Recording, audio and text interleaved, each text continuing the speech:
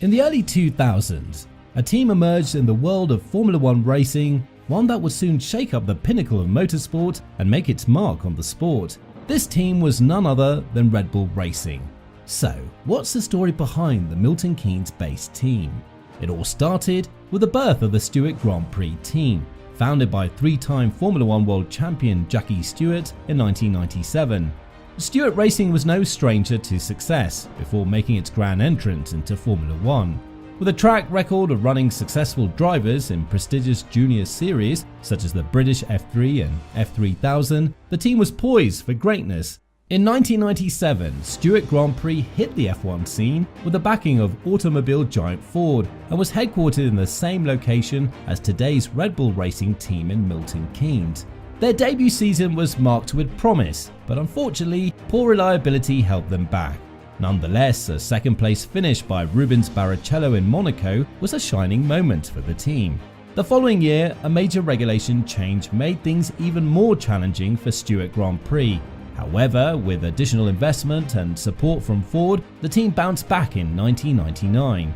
Johnny Herbert brought the team its first victory at the chaotic 1999 European Grand Prix at the Nürburgring.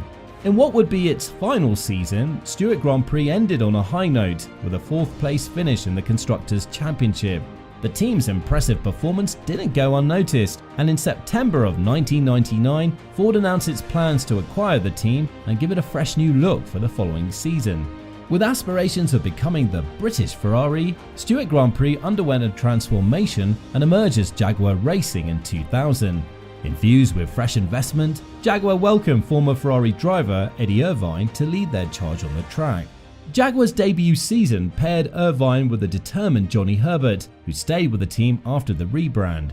The team's first season in the sport was a letdown, with only 4 points and a 9th place finish in the Constructors' Championship. Despite a series of management changes, the team's fortunes didn't improve much in the following seasons. As the end of 2002 approached, Ford's patience with Jaguar began to wear thin, and the pressure was on to deliver a return on their costly investment. In 2003, the team experienced a glimmer of hope with the arrival of Mark Webber, who brought consistent performance and led the team to their highest points total, reaching 18. However, this moment of success proved to be short-lived. In September 2004, Ford decided to put Jaguar up for sale due to the increasing cost of competing in Formula One. This was where Red Bull stepped in, and their involvement in Formula One would change the sport forever. The energy drink company agreed to purchase the team on the final day of the sale and made a historic commitment to invest $400 million in the team over the next 3 seasons. Red Bull brought in a new team boss in the person of Christian Horner to lead the team. In 2005 and 2006, the team confidently held their own, finishing comfortably in the middle of the pack. Their driver lineup was a mesmerizing mix of veterans like David Coulthard and young guns like Christian Klien, Antonio Yuzzi and Robert Dornbos.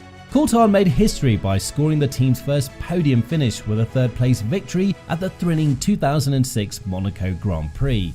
For the 2007 season, Mark Webber joined the team, and they finished the year in 5th place. Though they slipped to 7th in 2008, the team was ready to make their mark the following year. In 2008, David Coulthard retired, making way for the arrival of the prodigious Sebastian Vettel. The timing was perfect, as the sport was about to undergo a major transformation with the introduction of new aerodynamic regulations. The technical team at Red Bull Racing seized the opportunity to shine and produced the RB5, a car that would take Vettel to his first victory and the team's first 1-2 finish at the Chinese Grand Prix. The RB5 went on to win 5 more races in 2009, including Mark Webber's debut victory at the Nürburgring. The team ended the season with a bang, winning the final 3 races, securing 2nd place in the Constructors' Championship and laying the foundation for the team's future success. 2010 was a historic year for the team. The RB6 proved to be a title-winning machine, with both Webber and Vettel contending for the championship from the start. The team secured the Constructors' Championship at the penultimate round in Brazil, with both drivers going into the final race in Abu Dhabi with a shot at the driver's crown. Vettel took the victory and became the youngest ever world champion, a record that still stands to this day. With the RB7 in 2011, Red Bull Racing dominated the grid. Vettel was an unstoppable force, claiming 11 victories and earning his second Drivers' Championship title with 4 races still left to go. The team's dominance was further solidified when they secured the Constructors' Championship with a whopping 3 races remaining. In 2012, the competition was determined to fight back, with the first 7 races being won by 7 different drivers from 5 different teams. But Red Bull Racing was not to be deterred. They constantly improved and dominated the latter half of the season, clinching both the Constructors' and Drivers' Championships once again, with Vettel sealing the deal in a nail-biting season finale in Brazil. The following year, the RB9 looked like a winner from the get-go, but it wasn't until after the mid-season break that Vettel unleashed his full potential. He went on a remarkable winning streak, breaking records with 9 consecutive victories and securing both the Constructors' and Drivers' Championships at the Indian Grand Prix with 3 races still to go. Mark Webber said goodbye to F1 at the end of the season, making way for Daniel Ricciardo to join the team. In 2014, the hybrid power units brought a new challenge to the sport, and Red Bull Racing felt the impact. Though the RB10 faced a significant horsepower deficit, it still managed to provide its driver, Daniel Ricciardo, with a trio of thrilling victories and earned second place in the Constructors' Championship. The departure of Sebastian Vettel at the end of 2014 marked a new chapter for Red Bull Racing as they welcomed Danny Kvyat to the team. Unfortunately, 2015 was a rare winless season for the team as they struggled with the narrow performance envelope of their car. Despite improving the car mid-season, they finished a disappointing 4th in the standings. The following year, the team bounced back, finishing second in the Constructors' Championship and with Ricciardo once again taking 3rd place in the drivers' table. However, the biggest excitement surrounded the young sensation Max Verstappen, who created a buzz after being promoted from Toro Rosso. He made a stunning debut by winning his first race at the Spanish Grand Prix. Daniel Ricciardo added to the excitement by securing another victory at the Malaysia Grand Prix. The 2017 season was a roller coaster for Red Bull Racing, with the RB13 experiencing a slow start but making up for it with electrifying in-season development. Daniel Ricciardo powered his way to a streak of 5 consecutive podium finishes, with his crowning moment coming in Azerbaijan, where he claimed victory. As the season progressed, Max Verstappen's driving skills took center stage, taking the checkered flag in both Malaysia and Mexico. Despite the team's impressive performance, they finished 3rd in the Constructors' Championship, just as they would in the following 2 seasons. In 2018, the RB14 made a strong debut but was held back by a horsepower deficit. Despite this, Ricciardo managed to secure a stunning victory in China and add to his already impressive record with a win in the prestigious Monaco Grand Prix. Verstappen also made his mark, winning on home soil at the Red Bull Ring in Austria and following up with a dominant performance in Mexico City. The 2019 season marked a major shift for Red Bull Racing as they ended their 11-year association with Renault and embraced a new partnership with Honda. The year also marked the departure of Daniel Ricciardo, but it opened the door for Pierre Gasly, who was promoted from Toro Rosso after delivering exceptional performances. With the team now powered by Honda, the stage was set for a new era in their racing history. The Red Bull Racing team kicked off their journey with Honda as their engine partner on a high note, with Max securing a podium finish in the season opener in Australia. He didn't stop there, grabbing the first Honda-powered victory at the home race in the Red Bull Ring and following up with a triumph in the rain-soaked German Grand Prix. Max's dominance continued as he secured his first pole position in Hungary.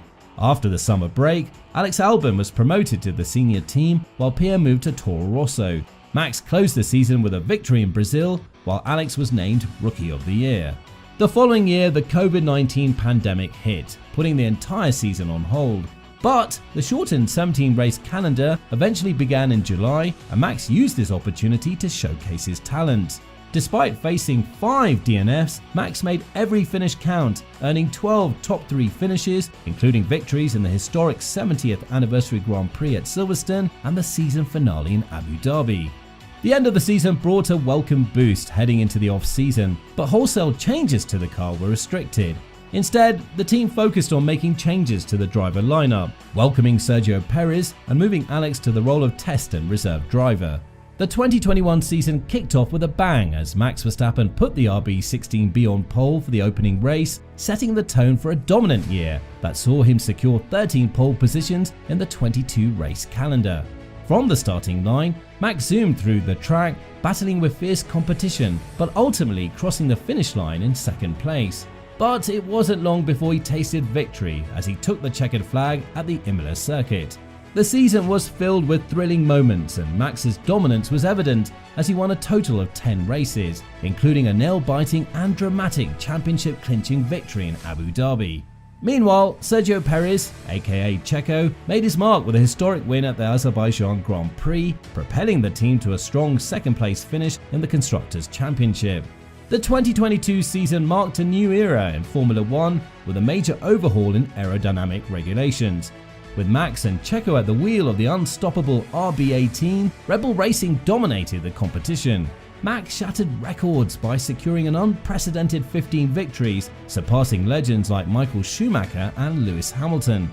This triumphant performance not only earned him his second F1 Championship title, but also secured Red Bull Racing's first Constructors' Championship in 9 years. The team's triumph marked the end of an era and the start of a new chapter in the history of Formula One. Red Bull's electrifying journey in the world of Formula One has added an explosion of excitement and intensity to the sport like never before. Their iconic junior academy has groomed some of the brightest and most gifted drivers in the circuit today. And there you have it, the story of Red Bull Racing. Now we want to hear from you. Will Red Bull continue their dominance in the coming years? Let us know in the comments down below. Now, if you enjoyed the video, make sure to like, subscribe and click the notification bell to be notified of our next uploads. Thank you for watching and we'll see you again soon.